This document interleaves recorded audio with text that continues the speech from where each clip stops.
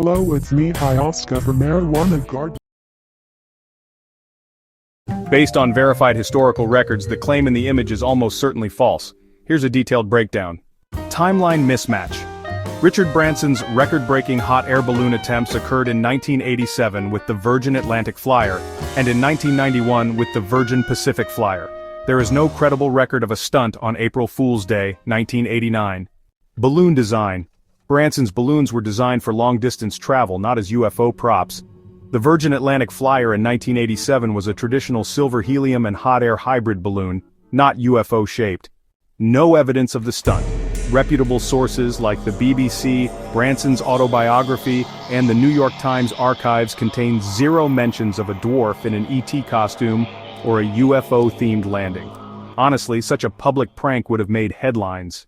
So this story probably came about from a misinterpretation of Branson's real crash landing in Ireland back in 1987. At first, locals actually thought his balloon was a UFO, but, Branson didn't plan it that way at all.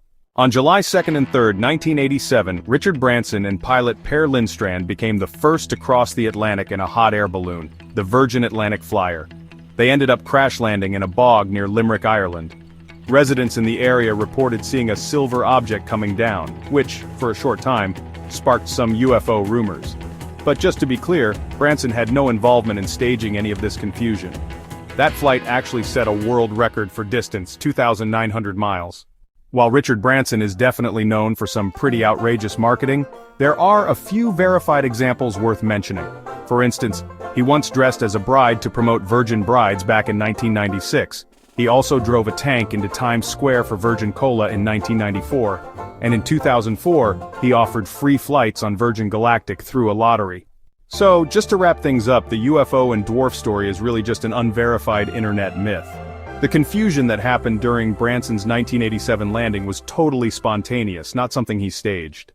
The sources for this story include BBC News archives, Branson's autobiography Losing My Virginity, and the New York Times coverage from 1987.